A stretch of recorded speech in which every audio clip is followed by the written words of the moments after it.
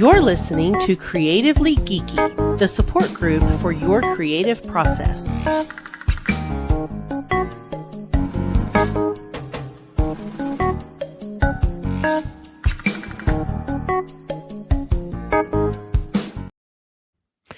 Greetings and welcome to the Creatively Geeky Show. I'm your host for the evening, Eugene Stevens. Tonight I'm joined by Cyrus, Kris, and Ray. How are y'all doing? What's up, fuckers? Well, there's the explicit tag. Ever since I said it, I halfway expect to see him getting up and doing the Elaine dance because of the music. So, oh wow, yeah. You don't know what I'm doing. Yeah, when the camera's not on, you don't know what I do. So, well, fair enough. Hell, we don't know what you're doing sometimes with the camera on because you were looping it that one time. I was going to say, we might be talking to a loop right now. I know, right? I'm wondering if this is size AI that's actually talking to us right now. You thinking about that side? You're just going to do that? I mean, here's the funny thing, though. I mean, granted, you've deleted a lot of your old videos, but if there was enough, there's probably enough of you online still that they could probably program an AI. I know there's enough, like just audio, like just an audio AI. There's more than enough of me and you two, and definitely you, that they could do an audio AI of any one of us. So, oh yeah. You can have me say or do pretty much whatever you want. Ooh. So it's out there, Cy. Oh my.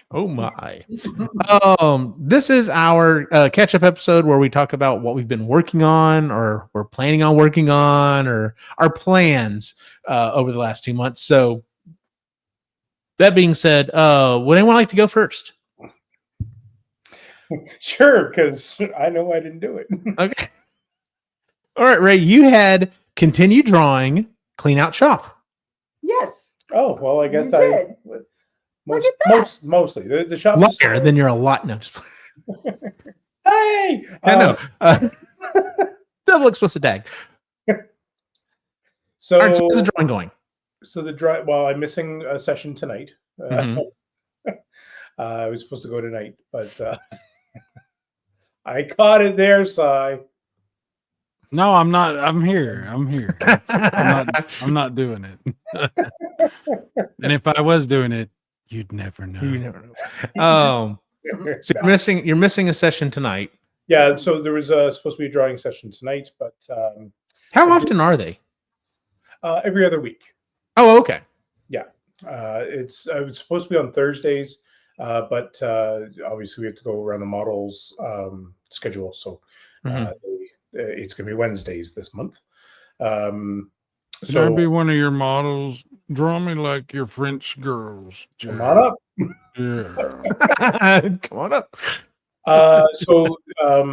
Actually, the latest one, so we did one around Halloween, and the person was wearing a costume, which was this poofy dress and had some wings and stuff like that. So it was interesting to draw that. Just challenging in different ways, which was good. So yeah, the drawings are continuing. I'm starting to get my own little ways of doing things, which for good or bad is happening. And then the shop, I've actually made a lot of progress with the shop. Yeah. So the shop has been mostly cleaned out. There's still obviously some stuff to do there. My goal is to, like, we have a temporary shop set up or shed type thing. It's like, it's just a tarp. Yeah. Metal poles things. Yeah. So that's been holding on to a bunch of stuff from the old shop, and like there's tools and stuff that are being held in there. So my goal by the end of the month is to move everything from there into the shop. And then tear that down so that we've got the rest of our driveway back. And then also getting rid of the old snowblower because that thing's 25 years old now. Scary. I'm worried it's going to explode on me the next time I start it up because it's loud. It's so loud. Yeah, it's loud. It's very loud. And it makes me a little nervous when I use it. So. So it's time to move on to something else from there as well. Although I think we're just doing the scoop and shovel this year. It depends how much snow we get. Depends. Yeah. Right now, at this point, we've only got like 4 months of winter left. So Yeah. So yeah, pretty happy with progress. All things considered. Mm. Cool. Anything else you did get done that you hadn't originally planned on? Lego. Oh, what have you built Lego? I got a 1989 Batman Lego. I'll go get it because it was fun to put together. Okay, cool. I just came home with Lego one day. Yep. I did.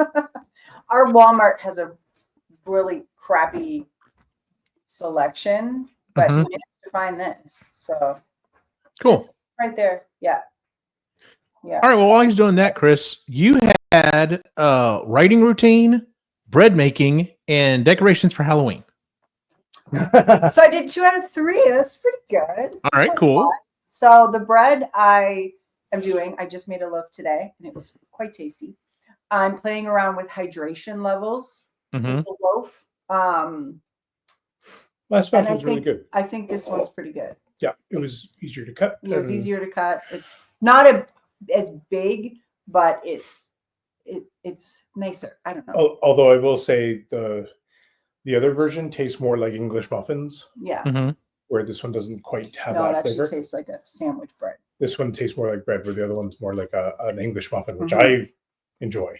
Yes. I was going to ask. Sorry, is it like white bread, wheat bread? Is it like It's just a particular regular, type, or- it's like a cheater sourdough. So I started, Okay. and I have to wait like 24 hours for it to ferment. You're only using like a quarter of a teaspoon of yeast. So you just let it ferment overnight. And then you don't need to knead it. You don't need to do the stretch and folds or the lamination or whatever you're supposed to do with sourdough that I can't be bothered to do. But I like making bread. So I'm doing that. I got the Halloween decorations up, and I have taken them down, except for the 4 pumpkins outside. Which we do have an update on there too. We have gourds that were growing from Oh, last yeah. year. So last year, so there's this farm kind of in and near around where we live. They grow a lot of ornamental gourds and big pumpkins and stuff. It's a cute little hobby farm. They have goats and stuff. So we went there. We've gone there for the last couple of Halloweens, not this Halloween. And I just put the gourds out in we kind of have a pile where all the yard waste goes, and it's just slowly decomposing. The bunny or bunnies that live underneath our garden shed must have gotten into these gourds because it wound up with the raspberries. All of a sudden I had a gourd growing in my raspberry bush. I'm like, how the fuck did that get there? So I'm Gourds. these little yellow gourds just growing randomly in the raspberry vines. And I'm just like, that would be the bunny. Yeah. Pooped out the seeds. So that was kind of cute. And I didn't harvest them or anything. They were just little. What am I going to do with that? Yeah. So did that. We didn't carve the pumpkin. We didn't carve the pumpkins or anything like that. Did not feel like Halloween this year. It didn't, with Logan not being home. It was really weird. This is our first. It was our first real holiday without her at home because we had her home for Thanksgiving. So it felt strange. And then writing, I'm having a very, very hard time getting back into writing. I think I've written maybe 1,500 words in the last couple of months. Like it's a strain. I don't know why. I have no idea why. Ray and I were talking about this today. I just don't know. I don't know. I think about my story. I get inspired by my story, but when I go to sit and write it, I'm just like, I don't want to do this. I just really don't. And I'm so close to finishing. I have like 51,000 words. And I only have a few more chapters to write based on the outline I have. And I just, for the life of me, can't. I don't know. It's probably got something to do with being a half empty nester and the grieving process of that and not feeling much of it. Hey. Sorry, one of the cats has zoomies right now. Yeah, and That's fine. Minerva's got the zoomies. Hold on. Where's your toy? So yeah, it's just been a very interesting last couple of months. I haven't felt myself. I felt I have several years ago, I went through a really bad bout of depression that lasted like 4 or 5 years. And so this is feeling familiar. So I'm just like, no, we are not going to do that. We are not going to spend the next 4 or 5 years depressed sitting on the couch. We're just not doing that. That's not how I want to spend my life. So yeah, I'm just trying to naturally grieve this big, massive change of life that we're having, while also being incredibly proud of our kid and how awesome she's doing in school. So those two things, which I hate opposites existing at the same time. That's not my jam. But it is. So I have to deal with it. Goes against everything she stands. Everything. Such a black and white thinker that this is just throwing me for a loop. So I'm really trying to just do things that I like and enjoy. And I'm hoping writing becomes part of that, because I would like to finish this. And I think it's a fun story. I think people would like it, whatever I do with it. But yeah, I get over this not wanting to. But it will happen. It will. I just don't know when. So 2 out of 3. That's pretty good. That's pretty damn good, actually. Sai, do you want to go next? You want me to go next? I don't even remember what would have. All right. Well, tell you what. Before we circle around that, and I'll tell you what you said you had put down. Ray, you went to go get the Lego. Oh, I did. Yes. So, there's Joker. Oh, nice. And then I would like the Batmobile at some point, but I'll take this. Okay, that's freaking cool. So, yeah. I mean, hey, what the hell? And Batman's in there, of course. So, has it crossed your mind about mounting it on the wall with a moon behind it to light up or anything? Because that's literally the first thing. Especially the way you held it up, I was just like, that would look really cool with a moon behind it lit up on the wall. This is going to work. And oh, nice. It's going to be at my desk. And fuck yeah. Yeah, that would be awesome. Cyrus, let's see. You had reorganized living room. You were being nice to yourself. No, I didn't get much done with that. Fair enough. Well, you've returned to YouTube. Yeah. And you've been doing quite a bit of videos with that. Yeah. When did I make this statement? When did I? 2 months ago when you said you were going to reorganize Yeah, that's why I'm confused. I'm like, when did I say that I was going to reorganize the living room? I'm like, really?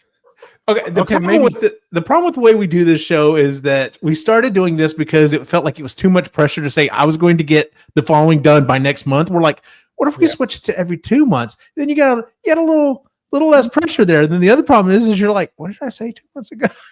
So, your show structure on your channel is very confusing to me. I can't quite.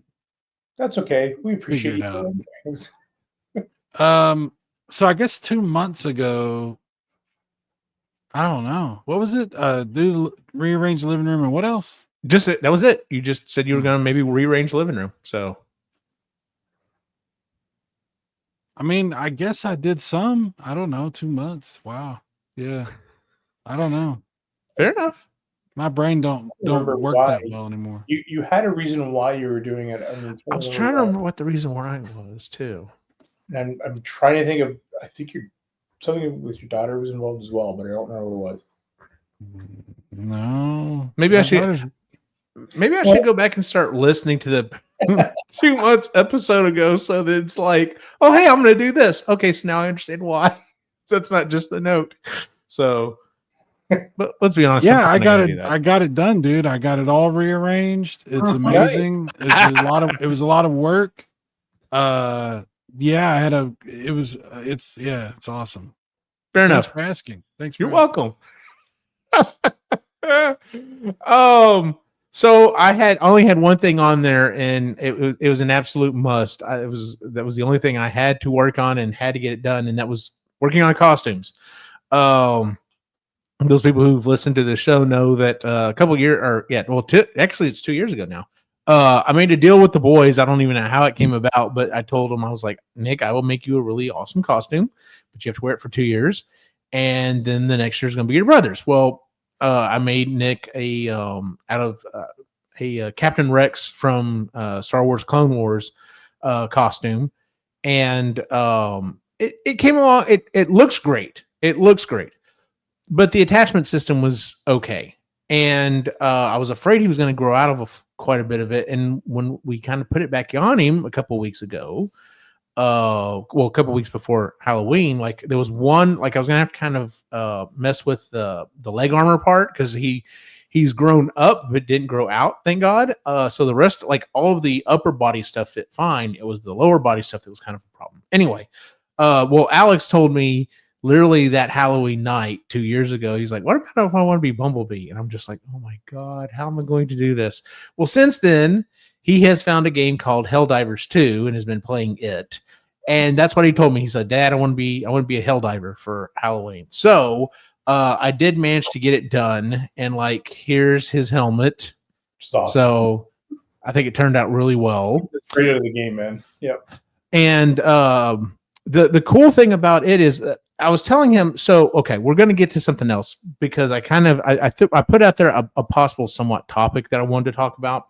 And it came across while I was working on this. But if you look closely, you'll notice that some of it is more of a, well, that's actually the top right there's a really good way to tell. Some of this is like more of a matte color, and then some of it is a shinier color. And it's because of the way the seams are filled in on this thing. And so there's some stuff, there's definitely some work I need to do with, future and redoing some past work for EVA foam. But I was like, dude, it's not going to be perfect. He's like, that's fine. He's like, actually, I'd like it to look kind of beat up. And I'm just like, ooh, okay, so that's going to be fun. So, I mean, I beat it to hell. There are gashes in this thing. And I was asking questions, and who knows, maybe next year, I think he said even next year he'd like to kind of do his, because I was asking him, I was like, you fight giant bugs and robots in this thing, right? And he's like, yeah. I'm like, well, is it red blood or is it green blood? He goes, well, some of both. And I'm like, okay. So who knows? Maybe next year we're going to put some blood splatter on this thing and really do it up. So what's funny is because most of the people I see who build a costume like this keep it pretty pristine, and I'm just like, I've watched some of the gameplay. You jokers are fresh meat. This thing's been to hell and back. But anyway, so kind of rolling right into what I want to kind of talk about as a topic. So the working on this helmet, working on this armor, there were a couple of things. Number one, like I said, part of the problem that I've had was if you look, you're not really going to be able to see just the way that it shines, but like there's a seam right here from where the foam goes together. And so in order to fill that in, I was looking online and several people were like, you use quick seal, like you would use for like window seals and stuff, because it flexes. That's the main reason why you want to do it. So anyway, you water it, you take the quick seal, you kind of water it down, and you literally take your finger while it's wet and go over it, and you can get a nice smooth finish. And then if you need to, you can kind of sand it a little bit. The problem is that when you go back and paint it, though, the rest of the foam will kind of have, even with a shiny paint, will still kind of have a little bit of a shine to it, but that quick seal gives you a really nice shine. And so I reached out to some of the cosplayers I know, and especially there's a guy in particular, Silverback Props. He does some really awesome stuff. And I was asking him about it, and he's like, well, the other thing you might try to use is the foam clay that basically it's basically like a liquid version of EVA foam. He's like, you could seal it with it, and then whenever it finishes, it won't give you that shine. And I'm just like, man. So in the future, like, I think this is going to be fine. I think the rest of his costume will be fine. That was one of the things that kind of brought this topic up. The other thing that brought it up was I started doing the armor pieces or whatever. And in particular, when I got to the leg pieces, like to the thigh piece, I was like, okay, I'm going to use elastic for this. And so, I got it on Alex, and he's like, it feels like it still wants to slide down, Dad. And I'm like, okay. So I tried to tighten it up, and same thing, it kept wanting to slide down. He's like, I'm having a hard time walking around. And I'm just like, okay, what am I going to do? So I went to like more of a professional cosplayer I follow on YouTube, and I was going back through his stuff, and he was showing how he uses nylon strapping and buckles and everything else in his cosplays. And he was showing how he's made all these different types of armor. Like, someday I'm going to go back and he has free plans. That's the other cool thing is he puts out free plans. He has a complete plans for an armor suit from Gears of War. I would love to roll around in a Gears of War armor suit because that is a badass suit of armor. Yeah. But it shows how he does the strapping to get everything on and how it stays on. And so I was like, all right, Alex, went and bought some nylon strapping. I followed those tutorials. I went back and we did all the stuff and it came out fantastic. He was able to walk around, didn't have any problems. And so originally I was kind of afraid, like Nicholas wasn't actually able to wear his costume this year. And I was like, well, I guess we're going to have to kind of retire it. Been thinking, what am I going to do with it? Because, you know, it's not like, you know, super duper high quality. And he wants to keep the helmet. That's the other thing is like, how am I going to sell this armor suit without the helmet? Like, that's kind of like the key feature. But now that I've upped my game on how I can do this armor, like attaching the armor and stuff, I'm like, you know what? If he's okay with it, if he's okay with some seams here and there, I'm like, I think I could go back and redo that. And you might be able to keep wearing this thing for a long time if I go back and now, you know, now that I've leveled up my, you know, cosplaying stuff. And so I know, right? And so the topic I wanted to bring up that I kind of put out there, actually, before we hit that, I guess I should have said the other thing that I've been working on. I have been, this is kind of a side topic as well. I also, for whatever reason, just decided I was going to go back and redo years and years and years ago. You can still find the video on the Epically Geeky YouTube channel. I did right as the NES Classic was coming out. I was working really hard and designed and 3D printed an SNES for a Raspberry Pi. And Cyrus, are you okay over there? The bear went bang, and I was like, okay. Anyway, there's I've gone back and I went back and updated the software and stuff on it, and like there's newer versions of the Raspberry Pi that have come out. Unfortunately, since COVID hit, they're still asking way too much money for them. So like they want for like a Raspberry Pi 4, they want $100. Like a Raspberry Pi 3, they want 70 some odd dollars. Before COVID, they were like 20 or 30. It's ridiculous. But I really want a Raspberry Pi 4 so I can do some more cool stuff with it. Anyway, since I've done that, I've really figured out how to use the save feature so that you can save at any time during the game and keep reloading save states. That's been really cool. Unfortunately, where I'm playing it, I can't do this all the time, but someone has gone back. You can set up an account on the Raspberry Pi on RetroPie, and you can set up an account on this website, and it will link together. And as you're playing these old Atari, NES, Sega Genesis games, they've created an achievement system. And I've tried it out, and it was like, this is kind of cool. Because I freaking loaded up Super Mario Brothers 3, went to World 1-1, got a leaf, and it pops up, achievement unlocked. And I can't remember what they named it. I was just like, this would be kind of cool to go back and play these old games and unlock all these old achievements. See, that'd be cool. It is pretty cool. It keeps track of them online too, so you can compare your friends' achievements and stuff. Okay, so I'm assuming you've heard of this and you've been doing it. I'm fully set up on it. Yeah. Okay, then I'll have to add you as a friend, and we'll have to see. But we can talk more about this after the show. Anyway. Yes. But yeah, like I've been doing that, and it's been a lot of fun. Like I said, I'm kind of like, I need to go back and revisit this. This is a lot of fun.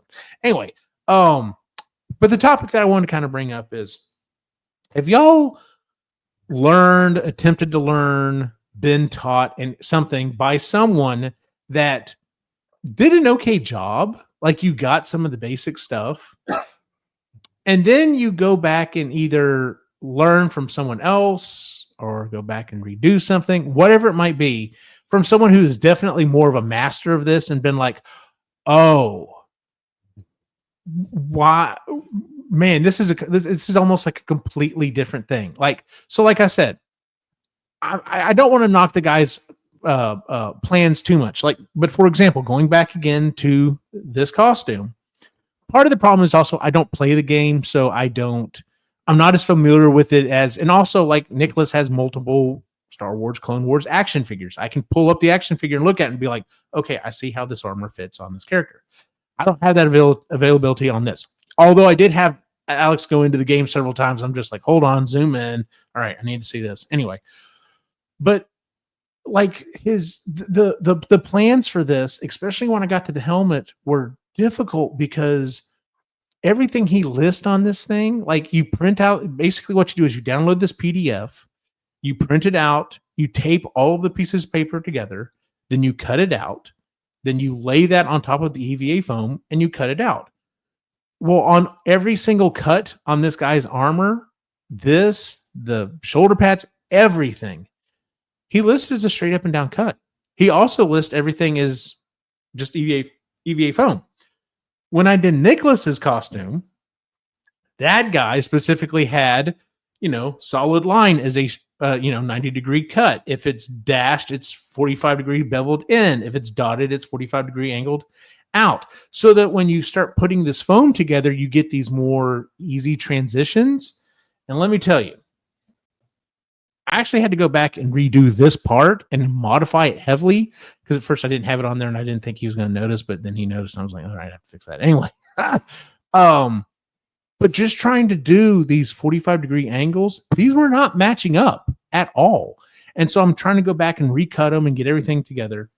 And then, like I said, also with the strapping, like I had looked up some different ways on how to do some strapping. They're like, oh yeah, you can use like, elastic and stuff like that. And that's what I had been using. I guess that's what I had followed last year as well. And then going back and learning from a master, I'm just like, yeah, I should have just done nylon. I should have used buckles and snaps and everything else. And Nicholas's costume probably would have turned out so much better last year. But like I said, I'm going to give it another shot, over the course of this year. But have you done that? Have you run into anything that you've taught yourself, you've been taught from someone who is proficient and then been taught by someone who's a master and been like, oh my God, this is like a world of difference? Ray, you've kind of been shaking your head. So I'm going to ask you first. So when I was a kid, I would just take stuff apart myself and kind of figure it out. Yeah, that was super fun for his mom when she'd go find the phone and it just fell apart because he'd take it apart. I was very curious as to how things worked. So Fair enough. Always, very curious. I liked to tinker. I like to make things. My dad is not that way. So I never had somebody showing me how to do things around the house. Mm-hmm. The only thing I've ever seen him build with anybody was a deck. That was a basic, like, okay, wood goes down, hammer, next. That was as far as I ever learned from him. Right. My father-in-law is the same way. Yeah. And then stepfather-in-law, I guess you can call him, is a because my dad is also completely. I am a better handyman than my dad. Yeah. Mm-hmm. Yeah. He's terrible. He doesn't hold a hammer properly. So my What? He doesn't. I asked him to hammer something in for me, and I had to take the hammer away from him because he was. How does he hold the hammer? Is he like? Is he he holds it by the head, like the head's right here. Yeah, that's where he's holding it. And he's just doing this. And I'm like, You don't get any force that way. You're right. How are you doing that? Yes. The man could take you down. He knows all the acupuncture points to take you down on the ground. He was a great cop. All that hammer something. No, don't do that. No. He can shoot you. Oh yeah, he'll take you out. We'll ask him to hang up picture. No. So it's my stepdad. So Chris's stepdad. When we started getting our own house and things had to be done around the house, and we didn't have a lot of money, he would come over and he would show me simple things. So at first it was how to do simple things like trim, or this is how you put like laminate floor down, and like there were certain things that I learned how to do from him, like measurements. And then also looked like some simple plumbing, some simple electricity. He grew up on a farm. He was a farmer. What farmers do. Fair enough. OG handyman's right there. Yeah. Yes, but what have you got? That's what we're going to do to make it fixed. Yep. What's here? Okay, let's do this. Well, okay, that may be not the right thing to do. So, owning one house and then into the next house, I've learned a little bit more. Again, I've learned from him, but then I had other buddies that would show me, oh, you do it that one here. Like I had an electrician show me, here's how you really do it. Here's the tricks of the trade. God, it's so much easier on like doing different wiring and all that stuff. Running wires. He showed me how to do that a lot better too, right? And then I had another buddy show me some things with drywall and fixing drywall patches and like how you if you have a patch that you need to fix in the wall, don't go by the patches because they're shit. You take a piece of drywall, cut the hole out that's the size, break it, but don't tear it, like don't get rid of the paper, Right. peel the old pieces, and then the paper becomes your patch essentially. Like it just those little weird tricks are so much better for a finished product. And man, just in fact, if you're actually going to fix drywall, it's cheaper and better to go to the studs and cut the whole piece out and just replace the whole section of like from joist to joist or stud to stud. So yeah. So I really appreciate how he got me started. Right. And then I go into YouTube and I go into all the other actual like professionals explaining the best ways to do things. And it's like, fuck that. It's easier, it's faster, and it's probably going to cost you a lot less in the long run. We've had to undo some of the things yeah. that he did. So at the cottage, there were some things that it was like structurally, yeah, no problem. Well, he's a construction He was worker. a construction worker. Mhm. I knew anything that man built Structurally sound. would never, ever fall down. No, Like, he was good that way. that was great. Mm-hmm. The finesse, not there. Mhm. No, like no finesse at all. And some of the plumbing tricks, that Y was backwards. The Y was backwards, so you're actually putting things up, and then it's trying to go down, and like okay. It's like, oh yeah, that's not how it's supposed to flow. And so I had to get an actual plumber to come in. He's like, that's installed wrong. Like, oh, wish I would have known that before. Anyway, so yeah, just those things of like, appreciate that you got me started on my journey, but dear God, get out of my way now. Yeah. Yeah. Sai, you're shaking your head up and down up there. Anything in particular you've run into where someone has done their best to teach you, or you've kind of maybe taught yourself, and then whenever you got a hold of the professional level information, you're just like Ray said, it's like, wow, this is not only easier, but it's faster and everything else. Like, why was I doing it the hard way forever or whatever? I don't know. I don't know. It's a very specific kind of scenario you're talking about. Editing? Did you learn editing in a like? Yeah, I guess I could do that. I guess I could talk about like audio stuff. That's what I was going to ask about. Like when we were in college, was there ever a time in the class you're just like, well, duh. Like, how did I not know that? Or I guess I'll talk for a minute about, let me run through my scenario here. So when I was a little kid, my mom's always been like obsessed with little gadgets and technology and stuff like that. So she was always buying, like, she bought us the Intellivision, and she bought us the little TRS-80 microcomputer with the chiclet keys before we got an Apple IIe. And another thing she was fascinated with was audio, like recording tapes and stuff and recording stuff. Like she would like read articles and make audio recordings, or she was always doing that kind of stuff. And she had like a little micro cassette recorder, and she had the big like Radio Shack cassette recorder that we also plugged into the computer this was a long time ago.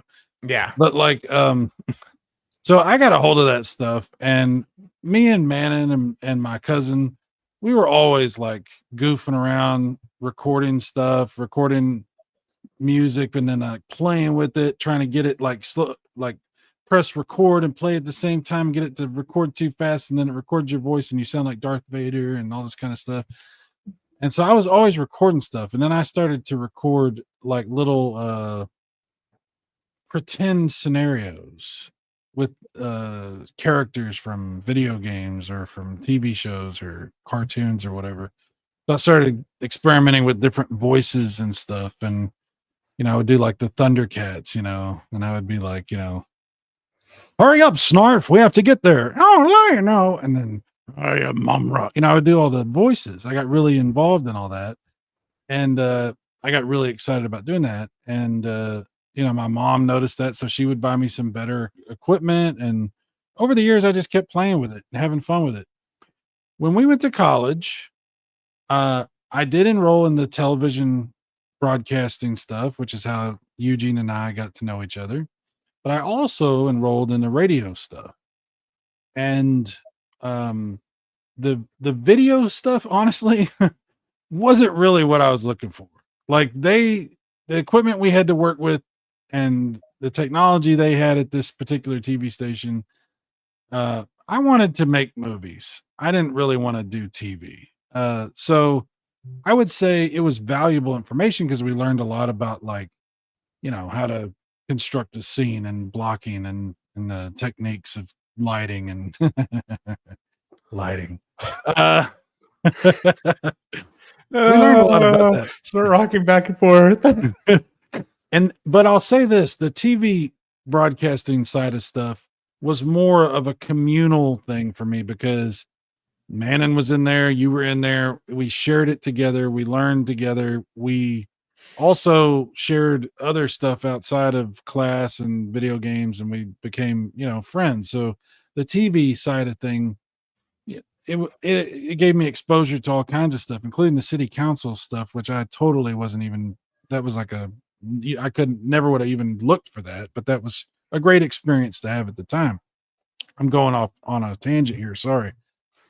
But the radio thing was very personal. That nobody else was in radio. None of my friends, nobody I knew, nobody else even cared about that side of things but me. I was very interested in that. But more than radio was the recording of audio and editing of audio using the reel-to-reel tracks and the professional microphones and the professional audio board. I never had access to nothing like that. And I didn't even know how my voice would sound on a professional setup until I did that stuff. And I had to record for the class, we would record commercials for the radio for car dealerships and stuff like that. Welcome to Ford country. It was like this thing that, I used to have it memorized, like a whole 60-second thing that I could do. But anyway, getting to finally use real audio equipment, like professional grade. They had pretty decent audio equipment at this place. They had a nice booth. They had good soundproofing. It was good. And you didn't have to use a reel-to-reel. You could record on regular tape or what they called a cart, which was like an 8-track, basically. Yeah. They had different ways you could do stuff. And you could plug into the board and record on your own stuff too. And I was really trying to get my hands on a mini disc because I really wanted to do some stuff with that, but that never happened. But I did get to use the professional equipment and learning how to set up professional mics and get what you were looking out of them and what was really possible is what they would pick up, what range they would pick up was very, very, very educational for me and, very valuable. On a technical level, I think that was the education that I valued the most that I got out of that whole process. It was pretty cool. And also, I got to see some professionals who had been in the business for 30 years record and do that in real time. Max, the guy who was in charge of the whole program, and then they had several people that worked at the radio station, and I get to see these people and pick their brains, especially Max. I annoyed the ever living shit out of him because I was always asking him, what about this and this and this and this? And anyway, but it was good. It was best voices ever. Like he'd been in the business forever. He'd worked for several stations. He'd done professional network stuff. He was so good and knew he was so good and was just very chill, very chill guy. I made a movie later, years later, a little indie movie, but I started that movie in college with him. Max Rudolph was in the scene with me that I shot at the school over by the pond, the same pond that I was attacked by The geese. the geese. Yes. Yeah. Max was really cool. But yeah, that it was great to be able to have that, to be, maybe the college experience, it didn't live up to what we hoped it would as far as the value of the TV experience that we got. But as a whole, we learned a lot. Yeah. And it did help us with a lot. I mean, Eugene, if it wasn't for what we learned at college, we wouldn't have taken as seriously some of the things that we've done, especially like thinking about this, what we're doing right now, the podcasting stuff. That would have never happened, if we wouldn't have gone and explored all that and learned all those things. So yeah, I'm very grateful for that. Cool. I don't know if there's anything else I need to add to that, but yeah, Kris, is there anything in particular you've been taught, learned, or whatever, and then like like you said, I mean, even if it's not necessarily been taught by a professional, actually getting your hands on professional equipment. Like, I understand what Adam Savage says about if you're looking about getting a new tool, go buy a cheap version of it to see if it's at least going to fit into into something you're going to use. And then you also have a baseline of, well, this is what I want / need it to do. I totally get that. So, but anyway, yeah, because sometimes when you finally get your hands on like a more professional version of the tool, you're just like, this is how it's supposed to work. Like this is the way it's supposed to go. So I can give 2 examples of that before Kris jumps in here, because my newer table saw, miles ahead of what my old table saw was. Because the old table saw was like a cheaper. Oh yeah, it was what we could afford at the time. It was on it was on sale. And then the other example that I have for that is my circular saw. I had a circular saw that was like, it was never square. Every cut was always like, I don't know, sort of like, right, yeah. Didn't even matter if I used anything. Nothing was square when I cut with that thing. I got a new one, and it's a worm gear. It's quieter. It's more smooth of a cut. It cuts straight, like fuck. It's great. So the one thing I was going to suggest for you, please do, because I'm drawing a friggin' blank right now. I have no idea. Okay. Cooking. Okay. Because your mom taught you shit. Nothing. No, she didn't tell me shit. She taught me Exactly. nothing. Exactly. Nothing about cooking at all. No. My mom, I come from on both sides of the family of women who did not enjoy cooking. My granny, to my face, I hate doing this. She just didn't like being in the kitchen. She was not, she got married in the early 50s. You had to get married. So this is what she had to do. Not that this was her passion or anything like that. She was a great baker, but yeah, and not good at it. Like, no, just a terrible cook. Are you going to keep doing that? Yeah. Sorry. And then my Nana couldn't cook. Oh God. So, okay, I got to tell the story. First Christmas at your Nana's. Okay, well, to be fair, my Nana and my granddad were very slight people. And they were very used to my Nana was used to cooking for 2 people who didn't have really big appetites. Mm-hmm. And then this joker shows up. Oh, not and my Uncle Bud. Okay, I was going to say. My Uncle Bud, who can still pack it in. That man can eat his weight in food, no problem, without even breaking a sweat. So there's my Nana with this little roast. 2 Cornish hens. That's it. And there's like 6 of us, 7 of us, something like that. And here she presents them, and they look beautiful. I thought it was appetizers. I'm like, oh, that's kind of neat. One for Ray and one for my Uncle Bud. It's Christmas dinner. It's for Christmas dinner. I'm like, oh, okay, we're gonna have. Oh, that's. She tried. She did. Bless her heart. She tried. She wasn't used to cooking for a lot of people for a very long time. It was just her and my granddad.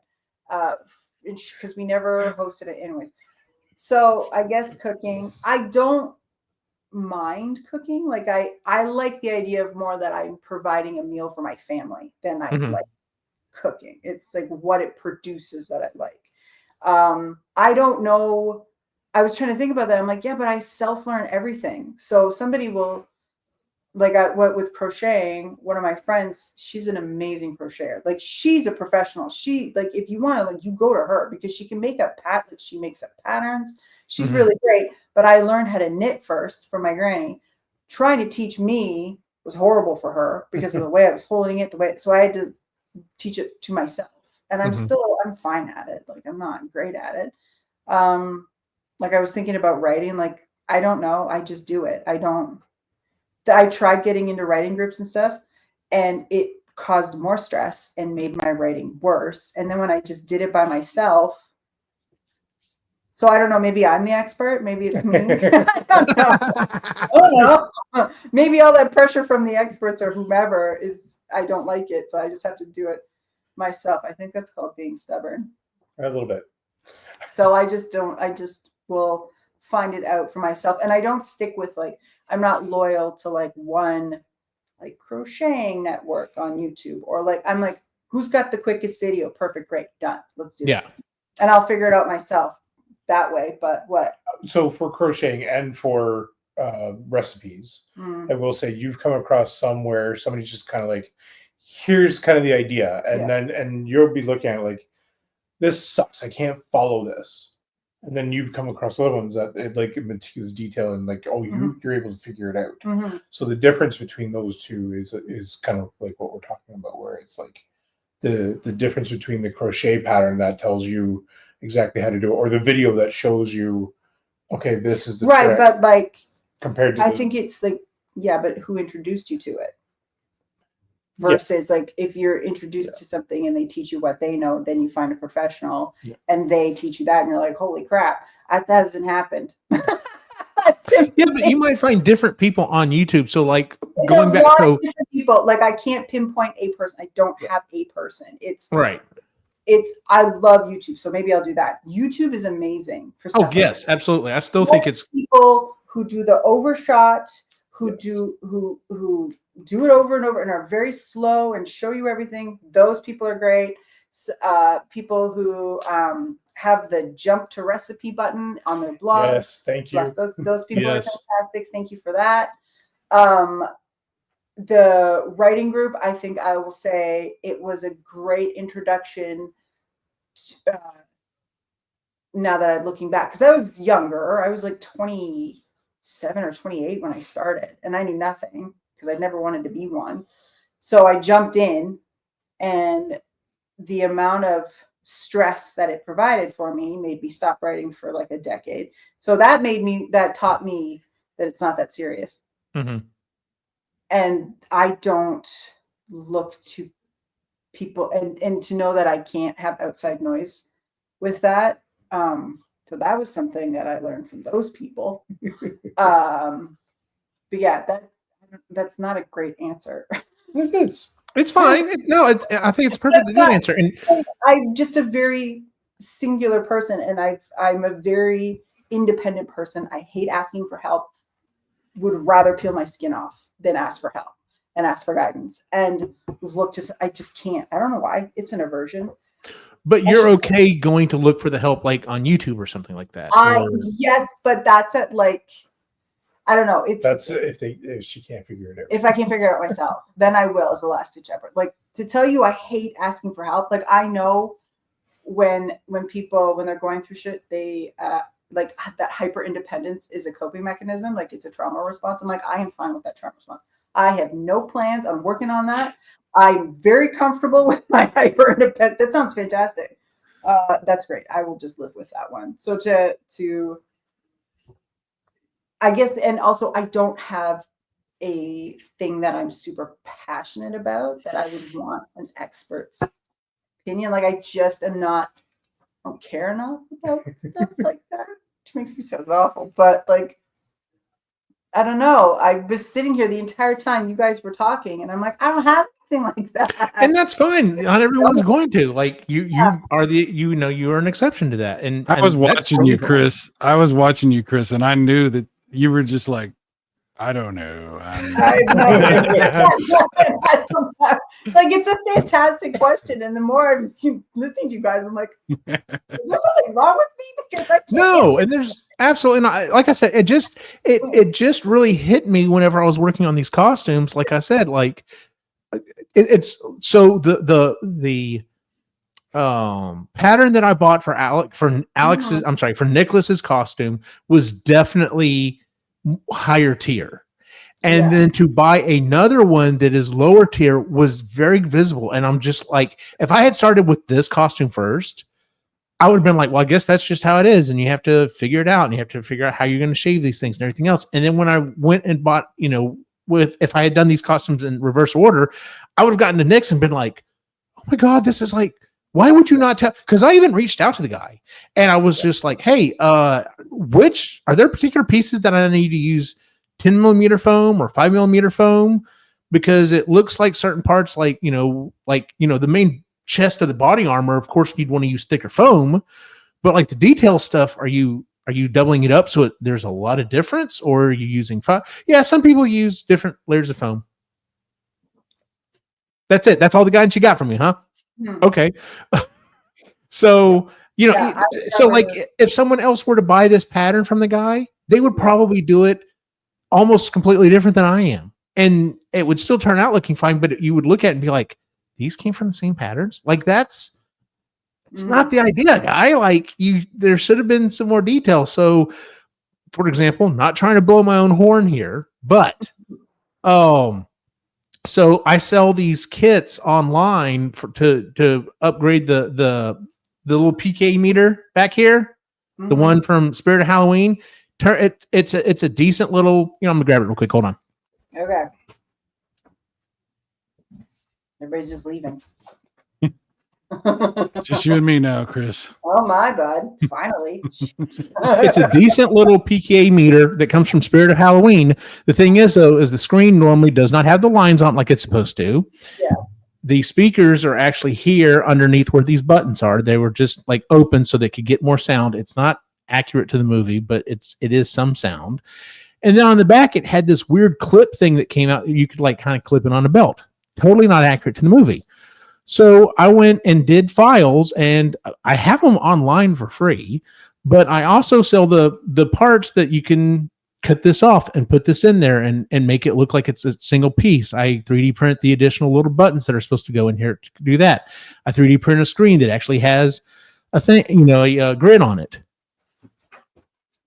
I sell between $80 and $200 worth of those little kits every single month. Oh wow, that's cool. And I thought for sure eventually it's going to run out. Eventually they're going to not. No, people keep buying them. I have a 5-star rating, 5 out of 5-star rating in my Etsy store, primarily because of this.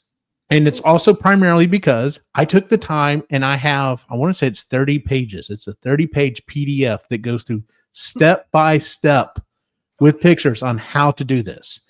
And I've had people write things, when they've bought it or whatever, they're just like, bought it just for the PDF. I didn't have a chance to tell them, you could have just got the PDF for free. It's online free, like, but whatever. But yeah, because I've taken the time to do this. And from my understanding, I am the go-to guy for these kits. So I'm trying to make some extra money, and Spirit of Halloween also does some goggles, and then they've got like a trap and everything else. And I was like, well, maybe I could do kits like this for the trap and the goggles. And I was actually looking at this today. Well, there's not a whole thing for the trap. There's some people have done some different pieces, this, that, and the other. I was like, well, the trap might be able to do. Let me look up the goggles. Yeah, I'm glad I did the research. There's a guy I found on Etsy that has a kit that is fantastic, to the point I even wrote him and I was just like, hi, I own the Epically Geeky store on Etsy. I sell these kits, blah, blah, blah. If you ever need one, let me know. I was thinking about doing one for the goggles. And then I found yours and I decided, nope, not even going to bother, because you've done such a great job of it. In fact, when I get some money, I'm probably going to come buy one from you, because, dude, chef's kiss, fantastic job. But it's just one of those things. It's like what the more and more I'm getting into this prop building, the more I'm finding people who are good, good enough, and great at it. Like you can just tell the masters who are like I said, on their plans have dotted and hashed lines for how, do a 45-degree angle here. You need to do a 38-degree angle, and they take the time to make the step-by-step things that anyone can frigging do. And so, yeah, it just, like I said, it just kind of hit me whenever I was doing this. And another thing, talking about, teaching yourself stuff. My grandfather was an excellent barbecuer. My dad never was a barbecue guy, but I was not, when my grandfather passed away, I was not old enough to really learn that stuff. So I taught myself. YouTube. I taught myself how to grill and barbecue from YouTube. My brother's the same way. And like my boys think the burgers are some of the best things that they've ever eaten. Like I've got burgers down. I'm to the point that I'm doing little tweaks and getting and jazzing it up at this point. But like last night I cooked stir fry out there. It tastes really damn good, like almost as good as some of the restaurants around here. And I'm just like, either I've gotten really good at this, or that really wasn't as great as I thought. So who knows? But my family likes it. That's all that matters. Yeah. Anyway, I just wanted to bring that up. I just wanted to ask that question, if there was anything in particular that, you've, like I said, you started out, or maybe you started out at a good level, and then when you start realizing how good it was, you're just like, wow, I'm glad I learned from that person, because so I may have given up if I had started down here and realizing, man, this is tough. So anyway, all right, well, let's move on to what we'd like to work on for next time. Would anyone like to go first? Does anyone kind of know what they want to work on? So the next time we record this is recording in November. We would be recording this episode in January. So past Christmas. I'll go. All right, Kris, what is it you'd kind of like to work on for the next 2 months? We got to do Yule. So I need to actually get rid of the Christmas decorations. They actually need to leave this house because I didn't put any of them up last year. I think I put up the Christmas tree, and then I found a star that I put on our wreath outside. That was basically it. So those have to go. The tree stayed. The tree is staying, yes. Because that's part of Yule. Yes. I would. So I really want to, this is the whole cooking thing. It's more like providing instead of like, I really like how flavors go together. I don't care about that. I want to get a, like these, you're finding this out too for the first time. Okay. I want to, there are these cubes, I guess either like silicone cubes or like for portion control or portion setting or whatever. Mm-hmm. And there's these cup ones. And you can like freeze stews and soups and stuff. And then level it up and you vacuum seal them and then you stick them in the freezer. And I feel like that would be great. I just want to start doing more. I don't know if that's meal prep. We're going to need a bigger freezer. That sounds like meal prep to me. Yeah, I would like to do more meal prepping because I have found that while I like making the food and I like doing it, thinking about what I'm going to eat is like, I hate it. I absolutely hate it. It's very stressful. And then I just wind up eating literally whatever I can get my hands on for like lunch and stuff. So, and that's not great. So I want to do that. And I do want to try and figure out the writing thing. I do want to get this story done. Don't put too much on yourself. No, but we were talking about it earlier today. So that is something that I do want to. Well, if it's any consolation, Kris, this is I know exactly what you're talking about. The last book that I wrote, I finished 85% of that book.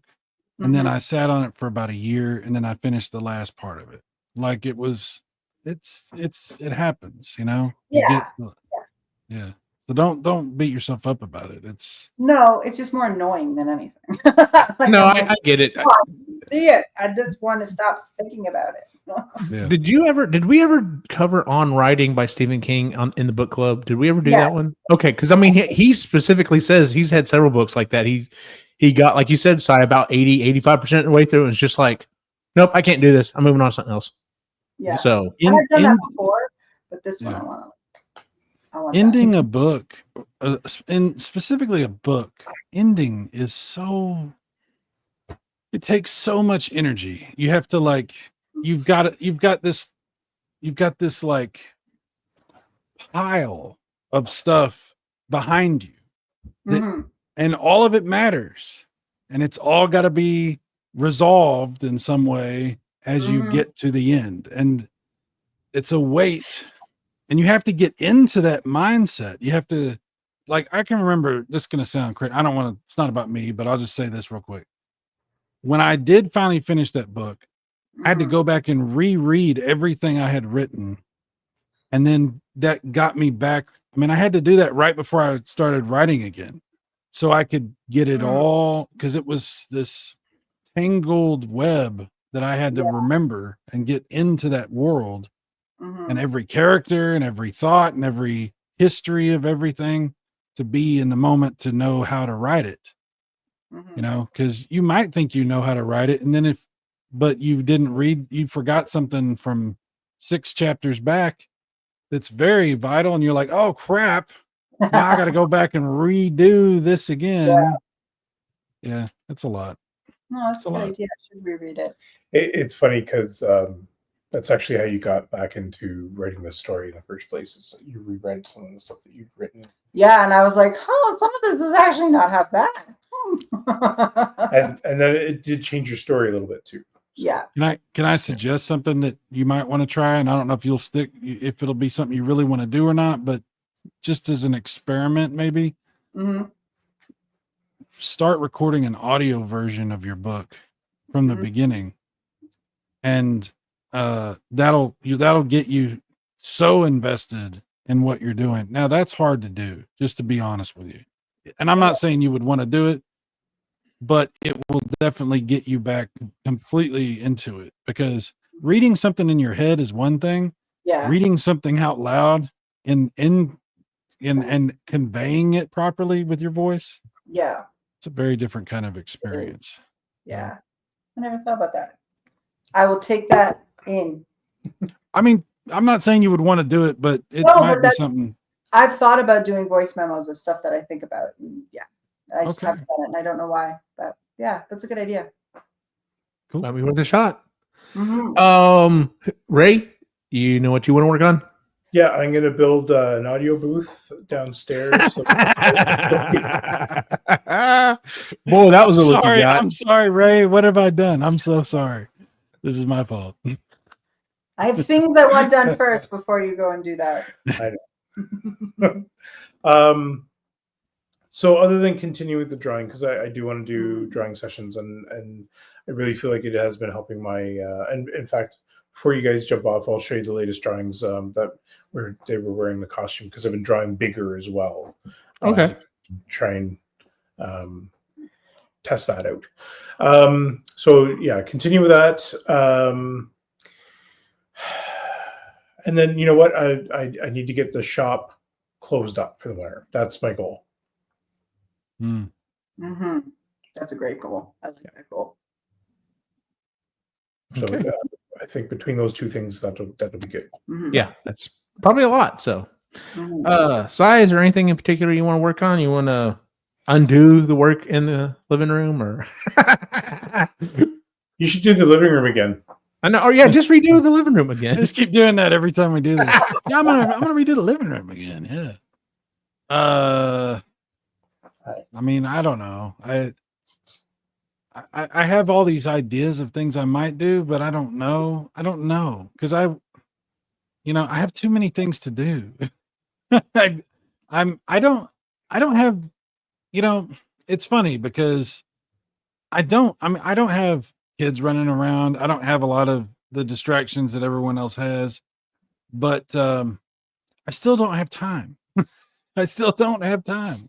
Mhm. Very strange. I'm just busy. I'm working, and then I'm doing YouTube stuff, and then I'm recording stuff for projects, and then I'm playing with my cats or keeping them occupied so they don't like do terrible things. And then I do a lot of shows, You know, a lot of friends want me to come on and do stuff. So that I just don't, I don't know. Like, I have projects that I want to do. I have some ideas for some stuff that I thought about doing. I have one idea for something that I could go, like, you remember the magazines I made? Yeah. So there's a project that's similar to that in a way that I've thought about doing, and I know how to do, and I could do, and I want to do, but it's an enormous amount of work. And I just can't make myself start doing it because I know how I am. And once I start working on it, it's going to consume an enormous amount of my time and energy. And I'm just not ready to do it yet. So I don't Fair know enough. if I'm going to, yeah. That's fair. And then I keep playing with this idea of making another RPG. Like, you know, I worked on an RPG years ago and with a guy who was making an engine, and I bought the latest version of RPG Maker a while back, and I have subscribed to Suno, and I can generate music through that, and I can do all kinds of voices. So I have like all these like ideas for like an RPG that I thought about doing, and again, it's like, do I want to start this? I don't know. That's a big project. Yeah, it's unbelievably big, and Yeah, I can only imagine. yeah, I don't know. I just play with my cats. There you go. It's Is RPG an acronym for a role playing game? yeah. To Okay. be more specific, Japanese video game RPG, not Dungeons and Dragons or nothing like Okay. that. It's like a story that you play through. You know. Okay, cool. Yeah. Cool. I'm going to try to be nice to myself because another topic that I didn't bring up is I'm just not feeling very creative right now. Like there's some sparks of some things that I'd like to do. One of them fell in my lap today, literally. There's a show that some of us on here watch, What We Do in the Shadows. And one of the characters on there, they had a kind of a Ghostbuster type crossover thing. And to build the thing that was in there and to cosplay as this character would be phenomenal. And I'm just like, I could do this. I have the personality. I could do this. I would have to be playing this role instead of just being me at a con, but I could do this. I could pull this off and it would be awesome. But I'm just not feeling making right now. So that's kind of going back to why I was updating the Raspberry Pi, because I'm like, there's some shows I want to watch and maybe some movies, and I'm just going to focus on that right now. And I might work on some little things here and there. I'll tell you what. So I'll just put this down. Continue to play with the Raspberry Pi because I can see that happening. Or at least doing some more emulation stuff, because there's some games that, especially of a little bit newer age, from like the 8-bit stuff or from the 16-bit stuff. So we're talking about like PlayStation 1, N64, that generation of games, maybe even some newer, a little bit newer than that, that I'd like to either go back and replay or that I never played. Like one of the things, and I even forgot to mention it. There's a scraper that you can download and install. It's now part of the original package, but you can update it and get it going. But it goes, and not only does it go scrape all the information for the games and like the box art and everything, but it also scrapes videos. And so not only when you go through and click on the game, but like you can change the screensaver to basically just come up and it plays like a 30-second video of the game. And just sitting at my desk working, I'll look up at the screen because we've got it up on this big 32-inch TV. And I'm just like, I remember that game. I kind of really want to play that game right now. It's one thing having just the box art up, but actually seeing the game going, I'm just like, man, I kind of really want to play that game right now. Or, man, I never did play that game. I really want to play that right now. So that's kind of what I'm focused on. I'm sure I will get back into making things quite a bit, but for right now, I'm just I'm not feeling it, and I'm gonna not beat myself up about that either. So, and then there's some other stuff going on with that. Well, whatever. So that is our show for the month, ladies and gentlemen. If you would please give us a rating on iTunes or YouTube or wherever it is you watch or listen to the show. You can find us at epicallygeeky.com, where you can find the other shows we do, including the Creatively Geeky Show, Sustainably Geeky, and Marginally Geeky. You can find us online on social media at Epically Geeky as well. Where can we find you online, right? Reluctant Yeti on Instagram. Kris? Moody Midlife on Instagram. I'm fine. I'm just she bites me sometimes, and I'm like, a little So nervous. Last time she bit me in the armpit, so when she goes for that, I'm like, Luke likes to get the tip of your nose, and that hurts, and it bleeds a lot. It's So they're love bites. When It's the fine. teeth graze skin, it's not a love bite. I don't know. That's cat's gonna cat, but still. Freaks me Si, where can we find you online? Super Mega Graphic 64 On YouTube. on YouTube. And real quick, and I didn't show a picture of it, but if you want to see the completed costume, go check out my Instagram at Optimus Gene on Facebook and Instagram. So for everyone on the site, have a good night.